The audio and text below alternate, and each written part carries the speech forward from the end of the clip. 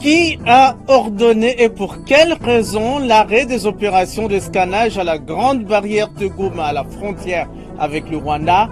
Une question qui mérite des réponses. En tout cas, cette situation n'arrange pas les affaires de la République en général et celles de la douane congolaise en particulier. L'inactivité de ces scanners, pourtant en bon état dans le contexte actuel, est mal digérée par bon nombre de patriotes et favorise surtout la fraude et la criminalité transfrontalière. Et puis le 30 septembre prochain, c'est la date butoir pour les dépôts de déclarations et le paiement du troisième acompte provisionnel de l'impôt sur les bénéfices et profits IBP, exercice fiscal 2023, revenu 2022.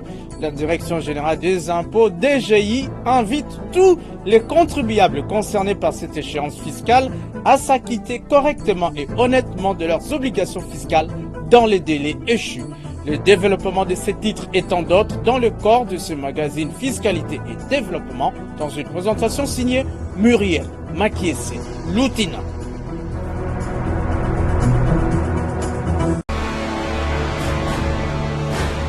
Agence Galaxy Media, la passion de développer la RDC.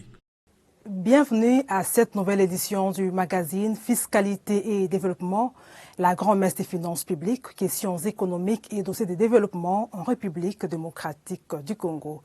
À Goma, à la Grande Barrière, les activités de scannage sont en arrêt depuis plusieurs mois pour des raisons pas clairement justifiées, à la grande déception de la directrice générale de Douanes et Axes DGDA, Jeanne-Blandine Kawanda, qui a constaté avec beaucoup de regrets l'inactivité des scanners installés dans ces postes frontaliers pour le contrôle efficace des cargaisons des marchandises ainsi que la lutte contre la fraude et la contrebande.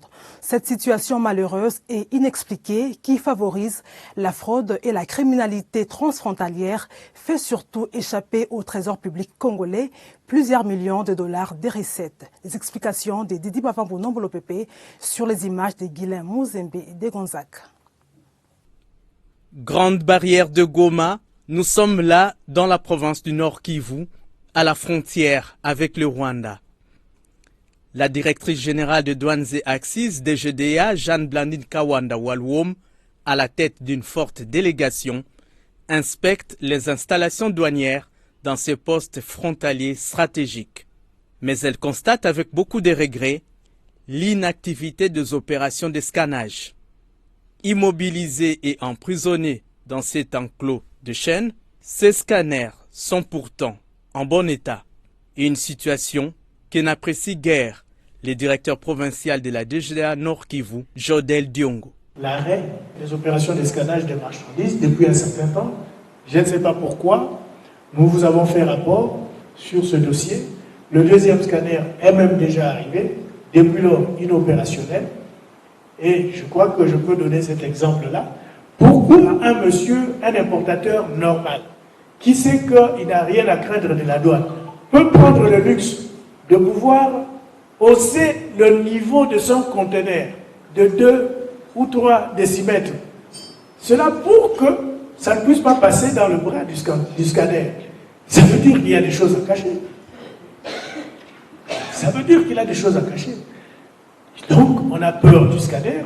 Et est-ce que nous-mêmes, nous nous sommes mis le couteau dans le bras en décidant effectivement de l'arrêt du travail de scannage de marchandises? C'est un peu ça la question que nous sommes en train. Deux grandes questions restent pendantes ou presque sans réponse, à savoir qui a ordonné l'arrêt des activités de scannage à la grande barrière de Goma et pourquoi. Tentative de réponse avec Jérôme Sekanapene Papa, journaliste économique et coordonnateur national de l'ONG d'Étoiles d'Araignée. Un scanner peut contrôler en moins de 5 minutes tout un conteneur et va voir tout ce qui est caché là-dedans. Ça diminue les tracasseries, ça diminue les longues procédures administratives. Et lorsque vous cachez une arme, par exemple, dans un conteneur, le scanner va voir.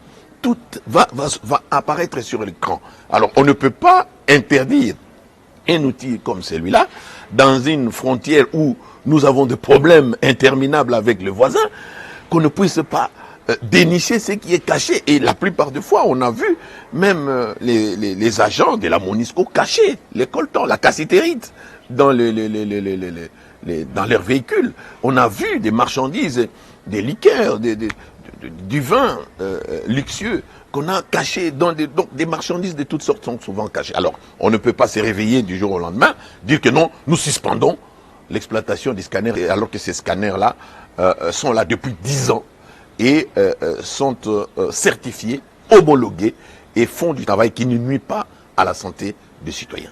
Acquis grâce au partenariat public-privé entre le gouvernement congolais et l'entreprise sud-africaine AWIFES, ces scanners ont coûté des millions de dollars américains au trésor public, en tout cas, pas forcément pour servir de décor dans ces postes frontaliers avec le Rwanda.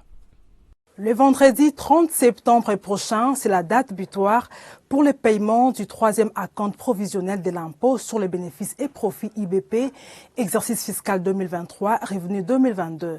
Et la Direction générale des impôts appelle tous les contribuables concernés par cette échéance fiscale au strict respect des textes légaux et réglementaires en matière fiscale à travers ces communiqués lus ici par Geneviève Mizegele-Katengezia. La Direction générale des impôts DGI rappelle aux contribuables relevant de la direction des grandes entreprises, des centres des impôts ainsi que des sièges modélisés et modernisés des directions provinciales et des impôts que, conformément à la législation fiscale en vigueur, le paiement du troisième acompte provisionnel de l'impôt sur les bénéfices et profits IBP de l'exercice fiscal 2023 revenu 2022 intervient le vendredi 30 septembre 2022. Les montants du dit acompte représentent 20% de l'impôt déclaré au titre de l'exercice comptable 2021, augmenté des suppléments éventuels établis ou reconstitués d'office en cas d'absence de déclaration par l'administration des impôts au titre du dit exercice, que ces sommes fassent ou non l'objet des contestations. Leur attention est attirée sur le fait que les défauts ou l'insuffisance de paiement du dit acompte dans les délais légaux donnera lieu à l'application d'une amende égale à 50% de l'acompte non versé. Par ailleurs, l'imputation éventuelle du crédit d'impôt n'est autorisée que dans la limite de 20% du montant de l'acompte dû.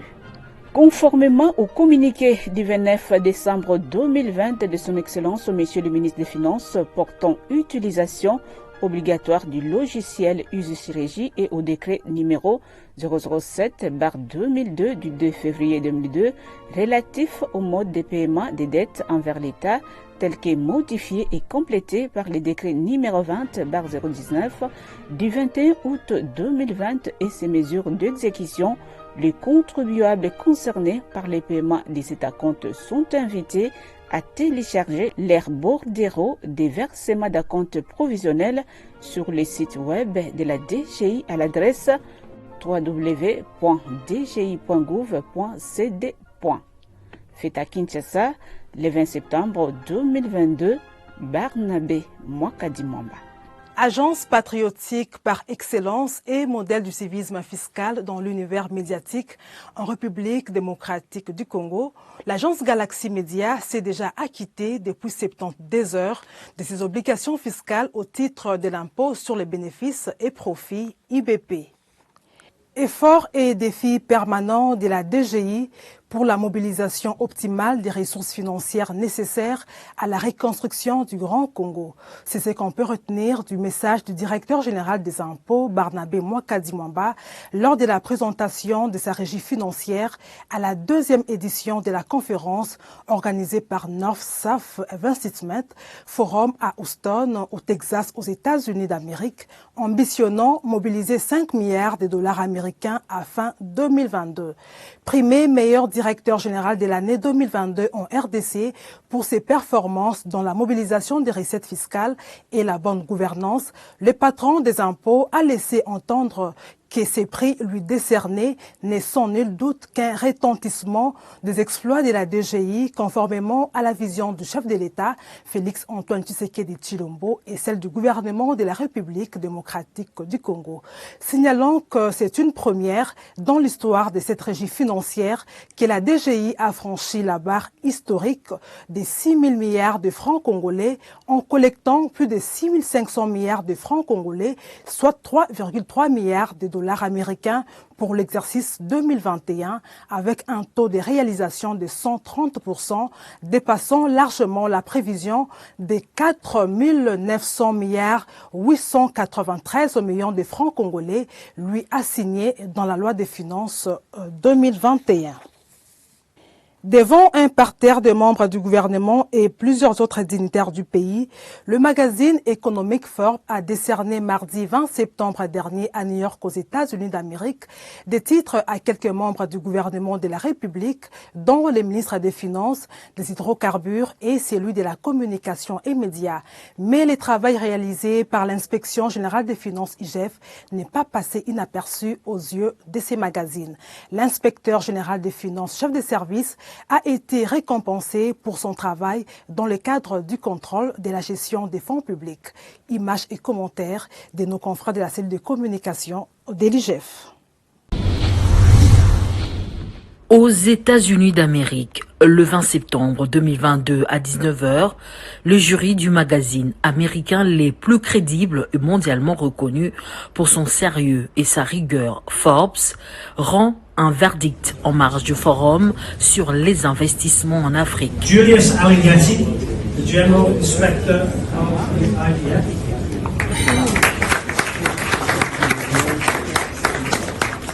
L'RDC de Félix Antoine Tshisekedi est la meilleure économie africaine 2021-2022. Au cœur de cette performance historique, Félix Antoine Tshisekedi Tshilombo et son équipe de travail, en tête de laquelle on trouve notamment Nicolas Kazadi, Jules Alinguete, Patrick Mouyaya, Didier Boudimbu.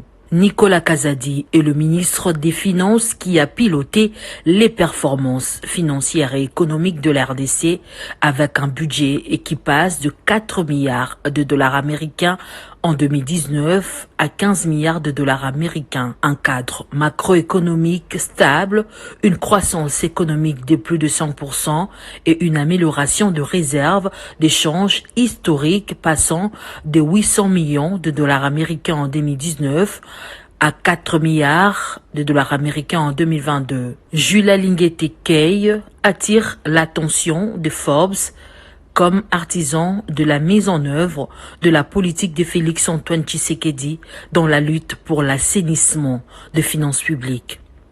L'homme a mené un combat corps à corps et sans merci avec les prédateurs des finances publiques congolaises au point de devenir l'homme le plus grand des gestionnaires publics congolais.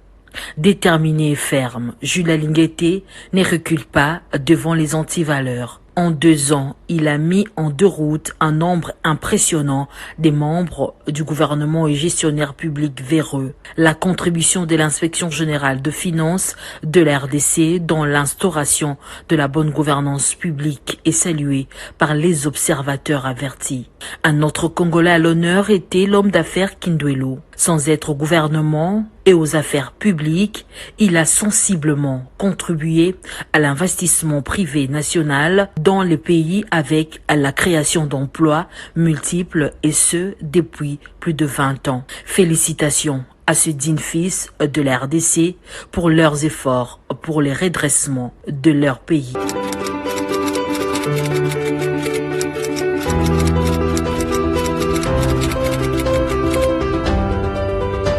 Merci beaucoup. Je voudrais tout d'abord dire que c'est la République démocratique du Congo qui venait d'être nominée parce que le prix a été attribué à notre pays comme étant le meilleur pays africain qui lutte efficacement contre la corruption dans la gestion publique.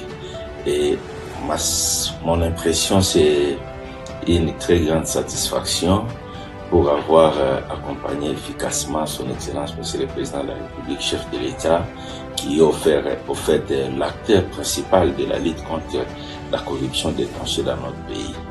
Et nous dédions ces couronnements à tous les inspecteurs de finances qui sont sur le terrain, qui font un travail aujourd'hui très difficile dans un milieu de la prédation avérée, avec beaucoup de risques, mais un travail très très efficace qui donne les résultats. Voilà, nous sommes très satisfaits que ce travail aussi difficile soit reconnu par Forbes, qui a de très grandes renommées internationales et qui a un sérieux redoutable dans la sélection des nominés. Nous sommes vraiment très contents que la RDC ait été pointée parmi les pays aujourd'hui qui se sont engagés efficacement dans la lutte contre la corruption et l'inspection générale des finances comme service qui matérialise cette vision de la République, cette vision du chef de l'État à mettre fin à la prédation dans la gestion publique. En marge de la 77e Assemblée générale des Nations unies, le président de la République, Félix-Antoine Tshisekedi Tshilombo, a plaidé mardi 20 septembre dernier devant les autorités politiques mondiales sur la nécessité de traduire dans le fait des promesses faites à l'intention de pays africains lors des différentes conférences sur le climat. Je propose de suivre le président de la République dans cet extrait choisi ici par Ruben Mayoni Nsekiyunga. Nous, peuple congolais, sommes décidés cette fois-ci à mettre définitivement fin à l'insécurité à l'est de notre pays, quoi qu'il en coûte. L'heure a sonné de casser à jamais le cycle infernal de la violence à l'est de la République démocratique du Congo pour stabiliser la région des Grands Lacs afin de tirer le plus grand bénéfice de ses potentialités économiques ainsi que de sa riche biodiversité pour sauver l'humanité face au changement climatique. La gestion de ces changements pose deux problèmes fondamentaux, à savoir la mise en œuvre d'instruments juridiques et financiers issus de négociations internationales, en particulier dans le cadre des différentes conférences des parties à l'accord des Nations Unies sur le climat, la COP, et la transition énergétique. Il est temps, d'une part, de mettre fin à l'exécution sélective des engagements souscrits par les pollueurs et d'autre part, de compenser au nom de la justice climatique les efforts fournis par les pays moins pollueurs, dont ceux de l'Afrique, pour préserver l'environnement dans l'intérêt de toute notre planète. Quant à la transition énergétique, l'Afrique regorge suffisamment de sources d'énergie renouvelables et de matières premières susceptibles de contribuer à la mobilisation des alternatives crédibles à la double crise énergétique et écologique. De ce point de vue, il est important de relever que la République démocratique du Congo compte parmi les principaux producteurs de minerais stratégiques essentiels à la transition énergétique et à la décarbonisation du secteur des transports, dont notamment le cobalt, le lithium, le nickel ainsi que le manganèse. Mon pays s'est fixé comme objectif de produire proprement les 10 minerais à cette fin. C'est dans cette perspective que la République de Zambie et la République démocratique du Congo ont signé le 29 avril de cette année un accord relatif à la mise en place d'une chaîne de valeur dans le secteur de batteries électriques et des énergies propres. Il va sans dire, au vu de l'importance des investissements que requiert la réalisation d'un tel projet, que l'implication des partenaires est particulièrement indispensable, notamment en termes d'apport en capitaux et en technologies adaptées. En outre, afin de soutenir le programme de transformation verte des économies sur le continent africain et de rencontrer la demande d'énergie croissante dans le monde, mon pays a pris l'option de valoriser son immense potentiel en matière d'énergie renouvelable, dont l'hydroélectricité, le solaire, la géothermie et l'exploitation de ces gisements gaziers. De ce fait, la République démocratique du Congo se présente comme un atout à la réalisation de l'agenda 2063 de l'Union africaine à travers la mise en œuvre du projet Grand Inga, lequel pourrait également s'avérer bénéfique pour une partie de l'Europe et du Moyen-Orient. Le Premier ministre Jean-Michel Sama Lukonde a mené d'intenses activités au courant de la semaine qui vient de s'achever. Le condensé des activités du chef du gouvernement vous est commenté ici par Ruth Kambaji sur les images de la cellule de communication et presse de la primature. En Ituri, comme dans les Nord Kivu, Jean-Michel Sama Lukonde a fait le suivi et évaluation de l'état des sièges pour de bonnes projections de cette mesure. À l'issue de sa mission, le Premier ministre a relevé les différents points saillants et a promis de faire rapport au président de la République, Félix Antoine Tshisekedi Tshilombo. Une décision avait été prise par son Excellence Monsieur le Président de la République d'avoir dans les deux provinces du Nord Kivu et de l'Ituri l'état de siège en vue de rétablir la paix, ce qui est très cher à son Excellence Monsieur le Président de la République, Félix Antoine Tshisekedi Tshilombo. Et ici, ce n'est pas une première. Nous avons déjà été ici en visite d'évaluation justement de l'évolution sécuritaire de la province. La différence, c'est que cette fois-ci, nous avons voulu commencer par l'Ituri et nous sommes très contents d'être accueillis ici à Bunia. Nous sommes venus avec une forte délégation parce que dans le cadre de cette évaluation, bien sûr, nous le faisons avec l'accompagnement de l'Assemblée nationale et du Sénat. Et nous sommes venus aussi avec tous les services connexes qui nous accompagnent dans le cadre de ces opérations. Donc nous sommes convaincus que dans les échanges que nous allons avoir avec les autorités militaires, mais aussi avec les forces vives de la province de l'Ituri, nous pourrons mieux orienter notre action dans cette paix que nous recherchons dans cette province. À Goma, tout comme à Bunia, cette tournée était l'occasion pour le chef du gouvernement de discuter aussi avec toutes les forces vives en vue d'avoir leur tir de la chose et mieux orienter l'action gouvernementale pour le mieux-être de la population de ces terroirs. Sensibilisé aux demandes de la population, le chef du gouvernement a instruit le gouverneur militaire du Nord Kivu à trouver des communs accords avec les conseils provinciaux de sécurité les moyens de lever le couvre-feu dans la ville de Goma. Après s'être entretenu tour à tour avec les forces vives, les humanitaires et les animateurs des institutions envoyeuses de la province de l'Ituri, le commandant des guerriers a présidé la réunion du Conseil de sécurité provinciale centrée sur l'état des sièges. Sur instruction du Premier ministre Jean-Michel Sama Lukonde, son directeur de cabinet, le professeur Paul Gaspard Ngondankoy, a présidé la cérémonie d'ouverture des travaux de la commission interministérielle chargée de fixer les avantages sociaux de mandataires de l'État dans les établissements publics. Comme vous le savez, c'est à la suite de la promulgation de la loi numéro 08/007 du 7 juillet 2008 portant dispositions générales relatives à la transformation des entreprises publiques et de la publication de ces mesures d'application, notamment le décret numéro 09/12 du 24 avril 2009, que les entreprises publiques, alors régies par la loi numéro 078-002 du 6 janvier 1978, portant dispositions générales applicables aux entreprises publiques, ont été transformées notamment en établissement public.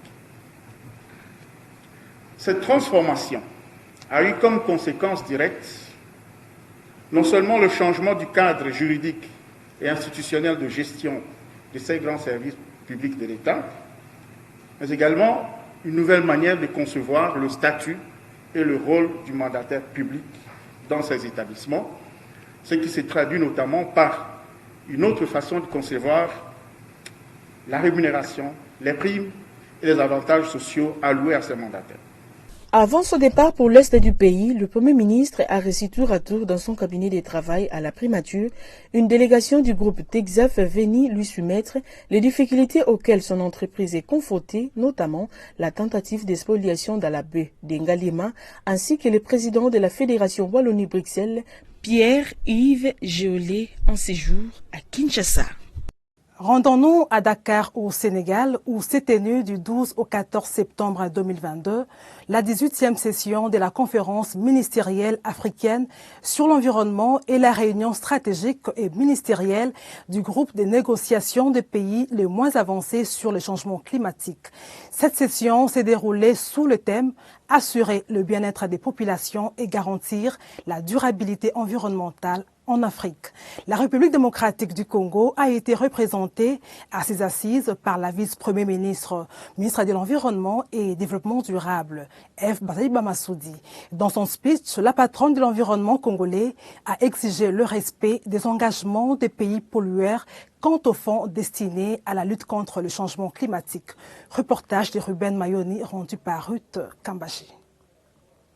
Elle a une fois de plus porté la voix de la RDC tant à la réunion stratégique du groupe de négociation de pays les moins avancés sur le changement climatique qu'à la 18e session de la conférence ministérielle africaine sur l'environnement.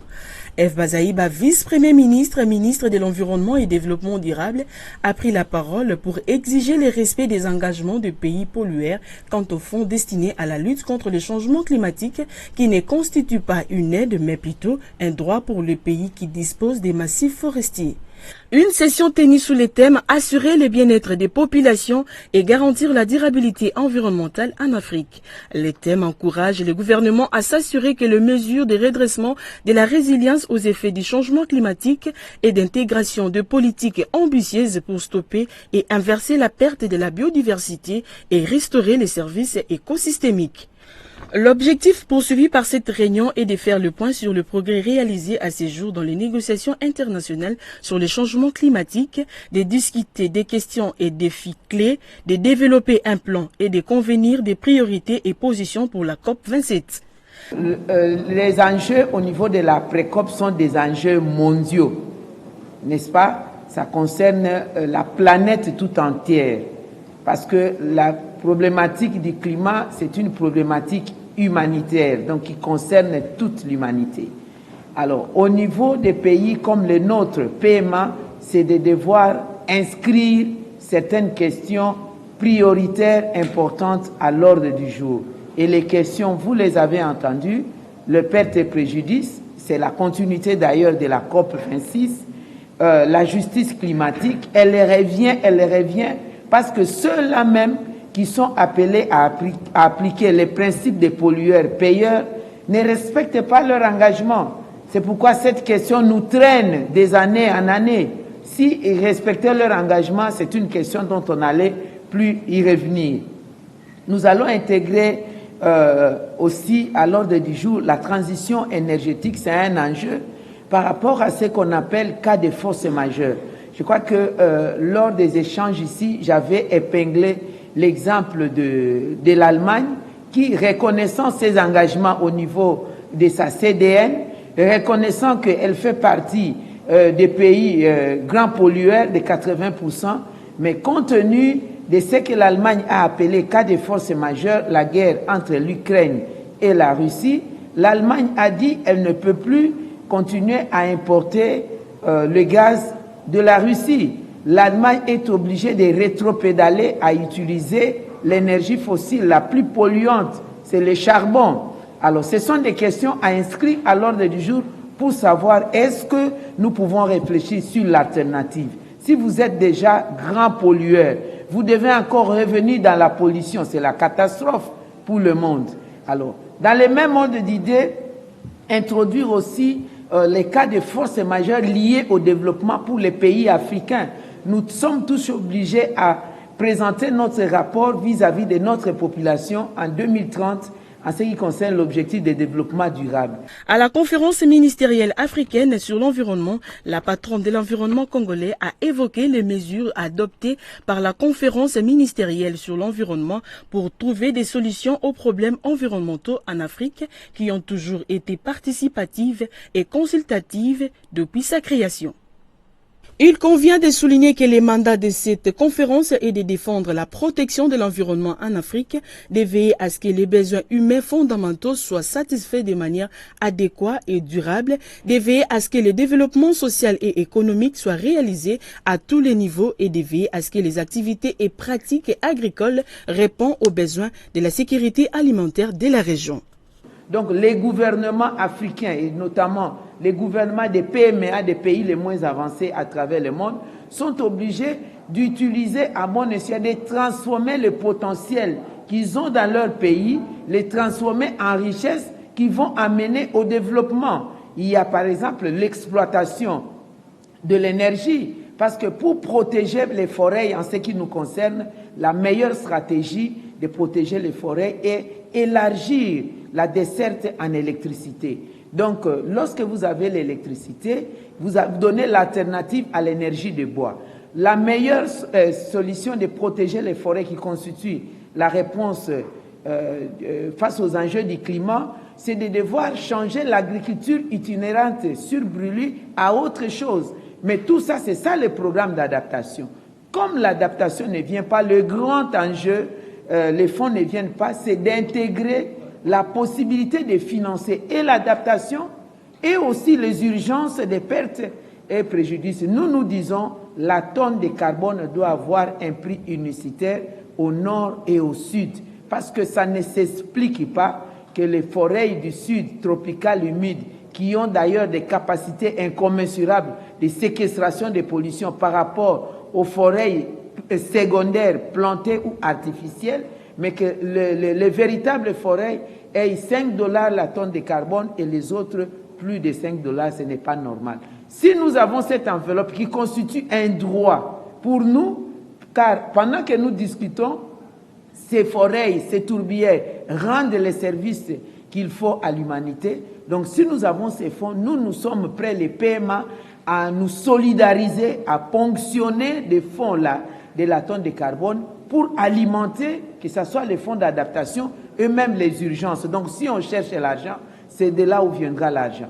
La conférence ministérielle africaine sur l'environnement a eu un impact sur la manière dont les questions environnementales sont traitées dans la région. Elle a également contribué à renforcer la participation et l'implication active de l'Afrique tant dans les négociations mondiales que dans les accords internationaux sur l'environnement. Eve Bazaïba ne s'est pas privée de solliciter l'intégration dans l'agenda des questions prioritaires, à savoir les pertes et préjudices dans la continuité de la COP26, la justice climatique, dans l'application du principe pollueur-payeur, la transition énergétique, la transition écologique et la finance climat. Madame, Messieurs, cet élément nous amène à vulgariser les actes générateurs de recettes non fiscales de l'État relevant de ces secteurs, des recettes encadrées et ordonnancées par la Direction générale des recettes administratives, judiciaires, domaniales et des participations de Gérard. Ruth Kambaji pour la lecture.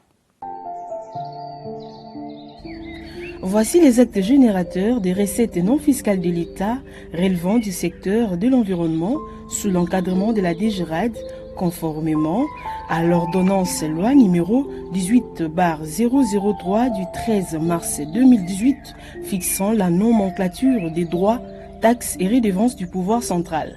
La taxe est sur le permis d'exploitation des produits et sous-produits de la faune sauvage, capture, abattage, importation, exportation ou réexportation, et de la flore sauvage, récolte, exportation d'espèces végétales ligneuses et non ligneuses, grumes et bois sciés. La taxe est sur les certificats de légitime détention des produits de la chasse, animaux totalement ou partiellement protégés, autres animaux, trophées. La taxe est sur les installations classées des catégories 1A, parmi lesquelles la taxe d'implantation, la taxe rémunératoire annuelle et la taxe de pollution.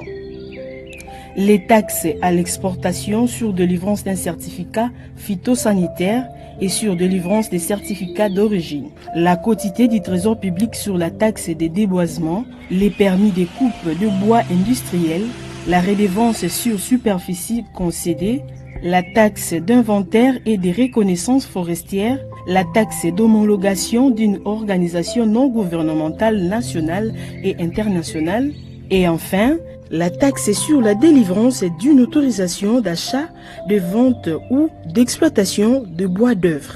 Voilà les droits, taxes et redevances du pouvoir central relevant du secteur environnemental sous l'encadrement de la DGRAD. Au Fonds de promotion de l'industrie FPI, sachez que Jean-Claude Kalenga et Christian Ombilingo, respectivement directeur général ad intérim et directeur général adjoint ad intérim, ont cédé leur fauteuil à Bertin Moulimou et Martin Widjiloyo, respectivement directeur général et directeur général adjoint du FPI. La cérémonie des remises et reprises a eu lieu vendredi 16 septembre 2022 au siège de cette institution à la Gombe. Reportage de nos confrères de la cellule de communication du FPI.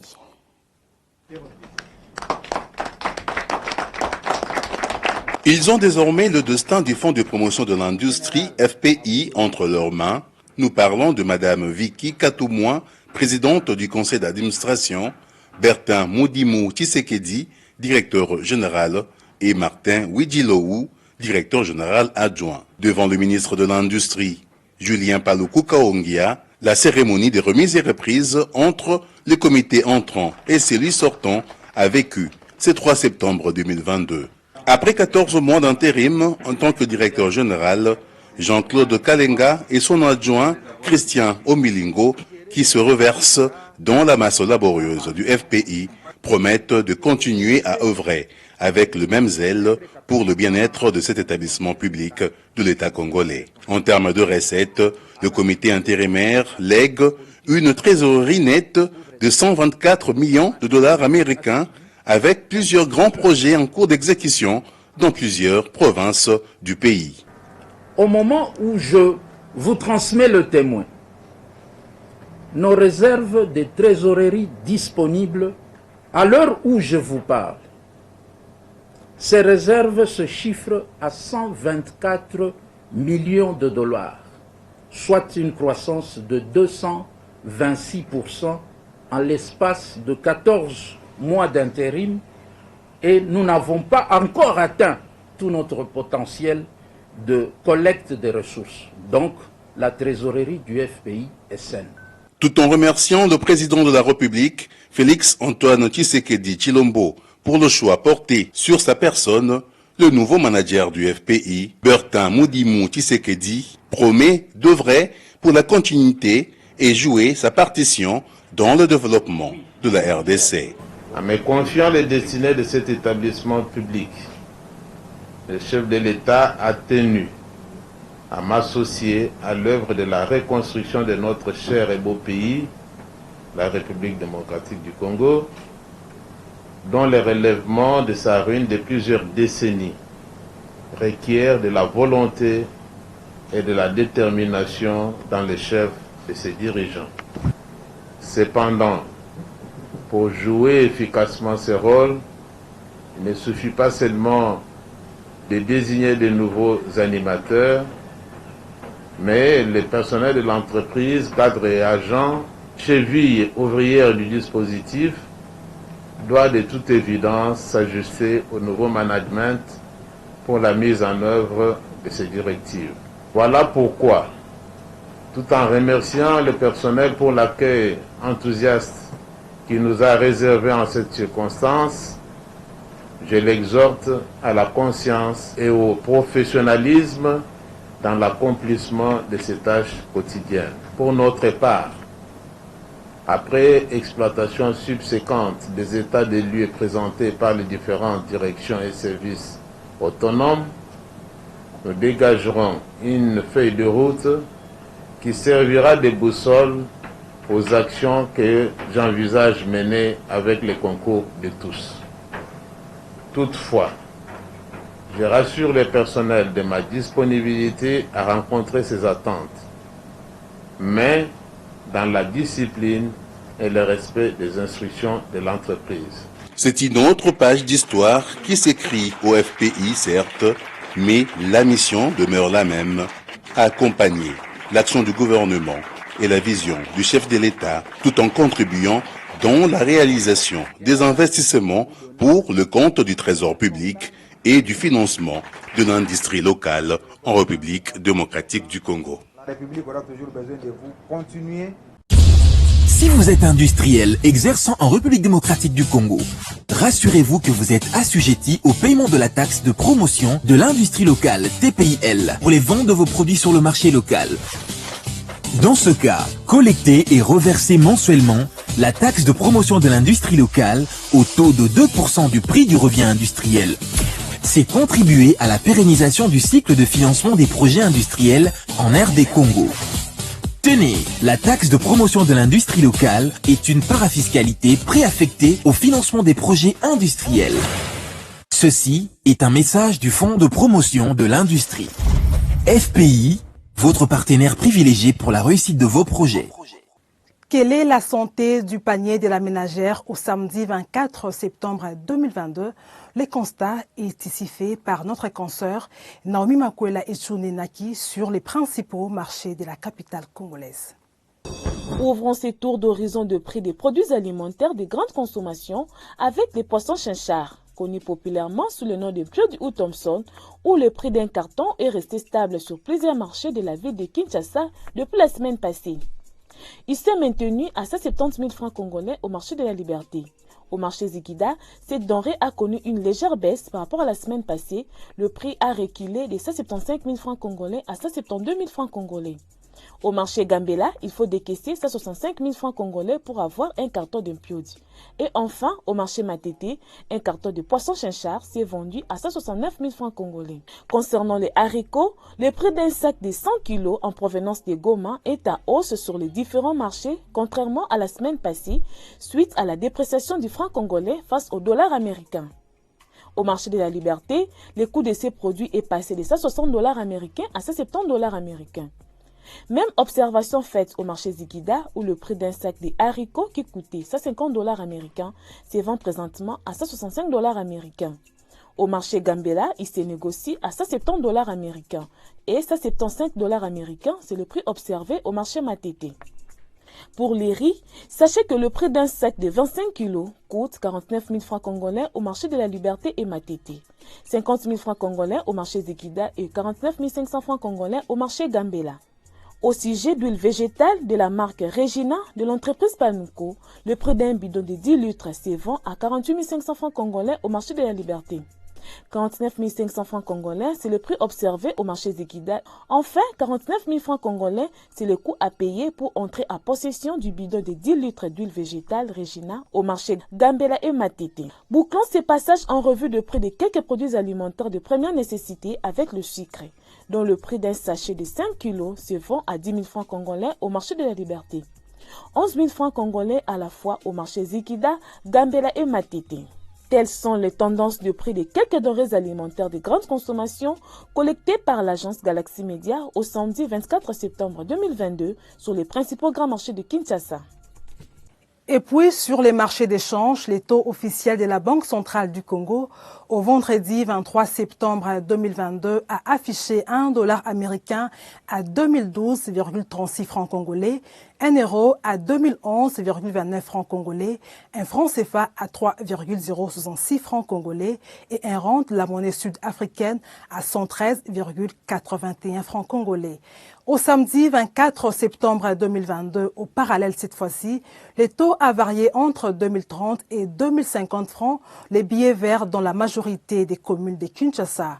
À l'aéroport international d'Ndjili, la devise américaine s'échangeait à 1950 francs, 2100 dans plusieurs supermarchés de Kinshasa et 2090 francs congolais, les rois dollars, précisément sur l'avenue Lukusa dans la commune de la Gombe-Chemer double.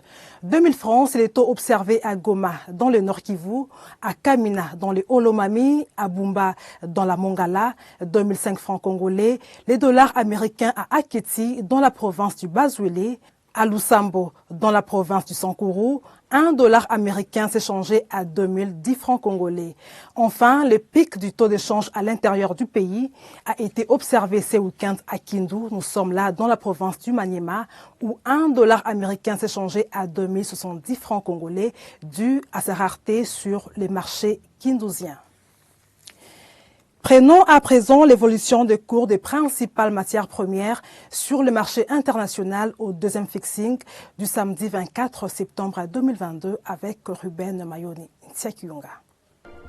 Après la hausse de la semaine passée, les cours du brut ont piqué du nez sur le marché international. À New York, le baril du brut léger américain WTI West Texas Intermediate a coûté 79,44 $ américains, en baisse de 4,91%. Baisse également à Londres de 4,01%, le baril du Brent se vendant à 86,71 $ américains. Selon les experts du site prixdubaril.com, le cours du pétrole brut dévissé vendredi, le West Texas Intermediate coté à New York, plongeant sous 80 $ américains le baril pour la première fois depuis janvier, plombé par le rouleau compresseur du dollar américain et les craintes de récession mondiale.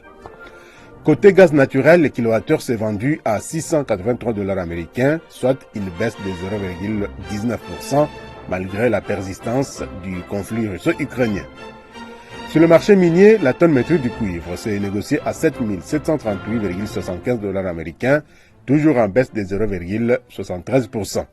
La tonne métrique du cobalt s'est vendue à 51 520 $ américains, en hausse comme la semaine dernière de 0,02%. L'once d'or est restée stable à 0,00% depuis plusieurs mois, se vendant à 1644,14 $ américains.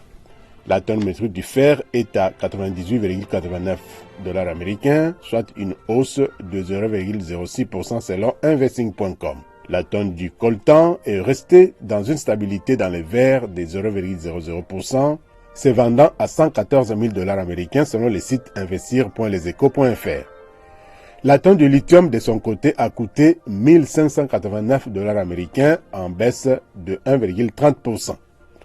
Sur le marché céréalier, les clignotants sont au vert contrairement à la semaine passée.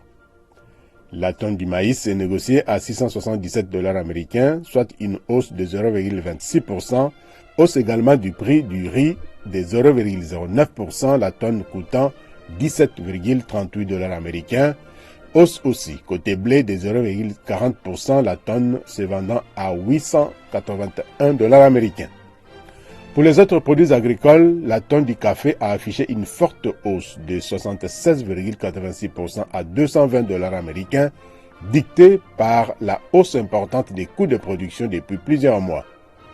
La tonne du cacao a perdu 3,06% de sa valeur, la tonne se négociant à 2247 $ américains. Enfin, la tonne du coton a valu 94 $ américains, soit une forte baisse de 7,91%.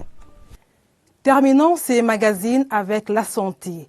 La médecine des familles et soins de santé primaires, nouvelle filière dans les sciences biologie médicale congolaises. Plusieurs chercheurs s'élancent déjà dans ces nouveaux domaines. C'est le cas de ces 6 médecins qui ont soutenu leur mémoire d'études approfondies en vue de l'obtention d'un diplôme du docteur spécialiste en médecine des familles.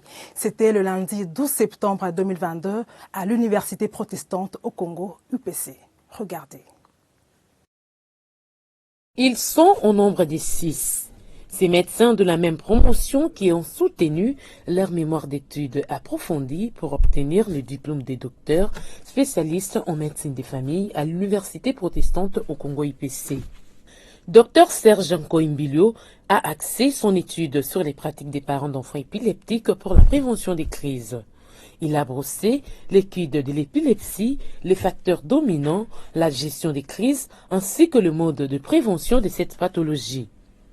Ce spécialiste en médecine des familles n'a pas manqué de remercier toute personne, physique ou morale, qui l'a soutenu de près ou de loin pendant son cursus post-universitaire dans l'agence Galaxy Media, chapeautée par son directeur général, Jérôme Sekanapene-Papa.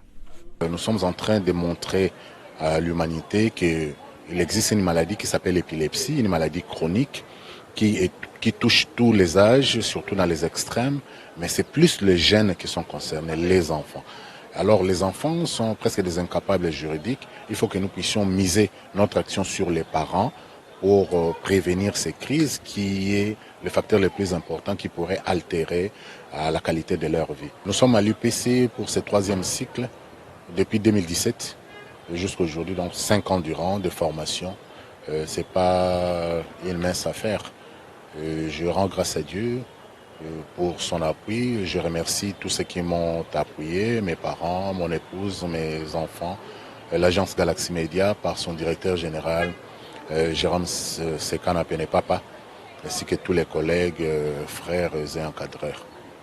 Maintenant, les perspectives, c'est d'aller plus loin, ne pas s'arrêter là, parce que la médecine de famille, c'est une nouvelle spécialité, parce que les gens ne connaissent que ces spécialisations traditionnelles, à savoir gynéco, pédiatrie, chirurgie et autres. Mais la médecine de famille aussi, c'est une nouvelle spécialité qui est déjà acceptée au niveau du ministère de l'enseignement supérieur et universitaire, au niveau de l'ordre des médecins, la recherche scientifique, ainsi de suite. Je crois que bientôt d'autres universités vont ouvrir des filières. Un autre récipiendaire à cette soutenance publique, c'est le docteur Ngwala Mendel, qui a orienté son étude sur les profils sociodémographiques et l'adhérence au traitement antirétroviral des personnes vivant avec le VIH, cas du centre hospitalier Luindu. Le docteur Ngwala Mendel explique la problématique de son champ de travail. On a voulu savoir le nombre de personnes qui devraient être adhérents par rapport à notre étude. Et voilà, nous avons trouvé les résultats. Aujourd'hui, nous sommes très fiers, puisque le VIH aujourd'hui semble être abandonné et qu'on met la Covid, qui aujourd'hui, la transmission de la Covid est encore faible. Après échange et débat de tous les participants, tous les travaux ont été déclarés recevables par les jurys à la grande satisfaction des désormais médecins spécialistes en médecine des familles et soins de santé primaire. Mesdames et messieurs, nous dédions cette émission à toute l'équipe de l'agence Galaxy Media qui séjourne présentement à Kailo. Nous sommes dans la province du Maniema où ils sont en train d'installer les équipements des nouvelles technologies de l'information et de la communication, dont de la Fondation Jérôme Sekana Penepapa. Merci de nous avoir suivis. Le programme continue sur votre chaîne. Au revoir et à très bientôt.